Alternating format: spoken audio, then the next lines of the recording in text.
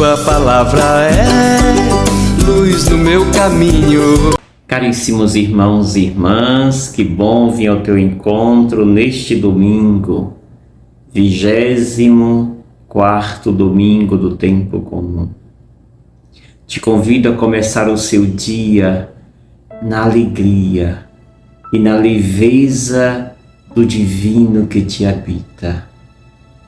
Esta leveza nos é proporcionada pela viagem que somos chamados a fazer, indo ao encontro da minha, da sua, da nossa essência.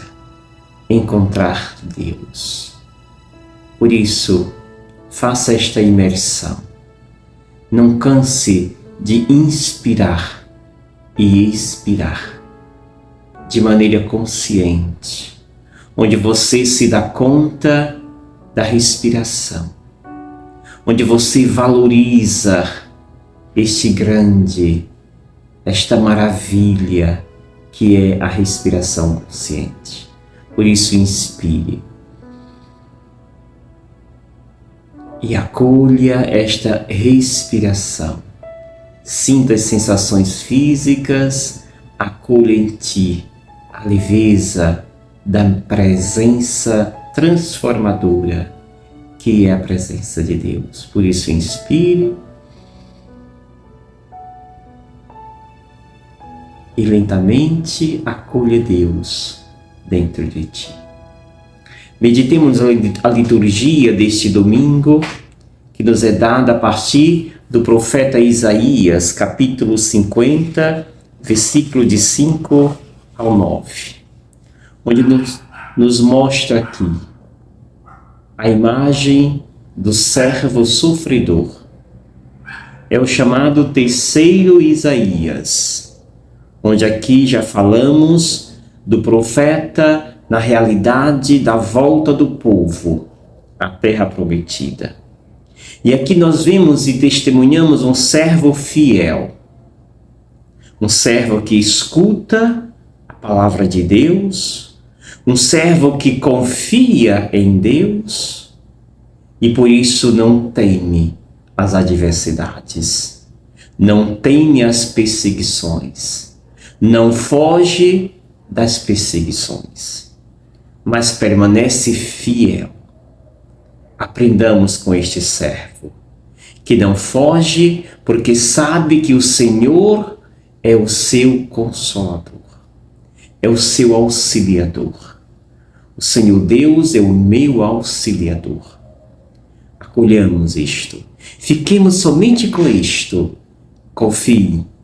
Confia porque escuta. Quando eu escuto Deus, eu passo a confiar em Deus. Confiando em Deus, eu não fujo. Eu sou fiel, porque Ele está comigo. Façamos isto e vibremos na presença deste Deus que nos ouve, deste Deus que está sempre à nossa escuta. O texto do Evangelho que nós meditamos é Marcos, capítulo 8, 27 ao 35, que diz: Naquele tempo, Jesus partiu com seus discípulos para os povoados de Cesareia de Filipe. No caminho, perguntou aos discípulos: Quem dizem os homens que eu sou? Eles responderam: Alguns dizem que é João Batista, outros que és Elias, outros ainda que és um dos profetas. Então ele perguntou: E vós, quem dizeis que eu sou? Pedro respondeu: Tu és o Messias. Jesus proibiu-lhes severamente de falar a alguém a seu respeito. Em seguida começou a ensiná-los, dizendo que o Filho do Homem devia sofrer muito, ser rejeitado pelos anciãos, pelos sumos sacerdotes e doutores da lei. Devia ser morto e ressuscitar depois de 3 dias. Ele dizia isso abertamente. Então Pedro tomou Jesus à parte e começou a repreendê-lo. Jesus voltou-se, olhou para os discípulos e repreendeu a Pedro, dizendo: Vai para longe de mim, Satanás. Tu não pensas como Deus e sim como os homens. Então chamou a multidão com seus discípulos e disse: Se alguém me quer seguir, renuncie a si mesmo. Tome sua cruz e me siga. Pois quem quiser salvar a sua vida vai perdê-la. Mas quem perder sua vida por causa de mim e do Evangelho, vai salvá-la. Palavra da salvação. Glória a vós, Senhor. Amados e amadas, o caminho que faz Jesus é um caminho de quem sabe os passos que realiza. É um caminho de quem conhece o que está acontecendo, o que acontecerá. É claro para Jesus todo o processo. Para os discípulos parece não ser claro. Por isso não entende. Por isso não querem acolher o que Jesus está pronto a acolher. O texto se subdivide em 3 momentos. Estamos aqui nesse caminho que faz Jesus em direção a Jerusalém, lugar onde Jesus fará a experiência da cruz, da morte, da sua ressurreição. O texto, a primeira parte, mostra as 2 perguntas enfáticas. O que dizem os homens quem eu sou? E a segunda, e vocês? O que dizem quem eu sou? E vós? Quem dizeis que eu sou? A primeira resposta os discípulos dizem ainda de uma forma muito vagueada, dispersa. Alguns dizem que tu és João Batista, alguns dos discípulos, dos profetas, antigos profetas, Elias. Ou seja, é alguém que está muito habitolado na lei. É alguém que ainda não conseguiu se separar desta lei mudada, modificada pelos homens. Ainda não entenderam quem é Jesus. A resposta de Pedro, a segunda pergunta será: Tu és o Messias. O Messias para Pedro não é o libertador. Não é aquele que vai morrer para salvar-nos. O Messias para Pedro é o guerreiro. É aquele que vem armado para eliminar todos os seus inimigos na força do braço.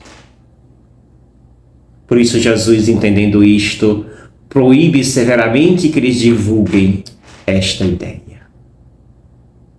A segunda parte do texto nós entendemos por que Jesus proibiu. Jesus, na segunda parte, diz: olha, o Filho do Homem está indo para Jerusalém. Vai sofrer muito. Ser rejeitado pelos sumos sacerdotes e pelos anciãos, doutores da lei. Vai ser morto. E ao 3º dia vai ressuscitar. Esta ideia não entra na cabeça de Pedro. E rapidamente ele esquece do que tinha dito. Tu és o Messias. O Messias para ele, como eu disse, era o guerreiro forte. E aqui ele vê a imagem de um fraco, um fracassado. Não. O Messias não combina com este fracassado. E por isso Pedro chama Jesus à parte e diz: não vai acontecer nada disto. Não vamos deixar que nada disto te aconteça. E aí vem a terceira parte. Jesus diz: vai para longe de mim, Satanás. Tu não pensas como Deus, mas sim como os homens. Tu não pensas como Deus, mas sim como os homens. Como é que os homens pensam? Os homens pensam ao naipe de Pedro. Aqueles que não querem passar pelo sofrimento. Aqueles que não estão prontos para encarar as provações. querem só festa, querem só guerra e se mostrar o onipotente. Nada de sofrimento. E Jesus vai dizer, olha, quem quiser me seguir deve tomar a sua cruz e me seguir. Se alguém me quer seguir, renuncie a si mesmo. Tome a sua cruz e me siga. Renuncie todas as ideias de poder, de onipotência. O Deus que se fez Jesus, o Jesus que é Deus, se fez pequeno, servo, não aquele que é servido. E esta é a ideia que Jesus percebe que eles não entenderam. Quem quiser salvar sua vida vai perdê-la. Mas quem perder sua vida por causa de mim, do Evangelho, ganhará. Estamos prontos? É o convite que faz Jesus. São Tiago, na sua carta, termina dizendo para nós que uma fé sem obra é morta. A fé só tem sentido quando está enraigada nas obras.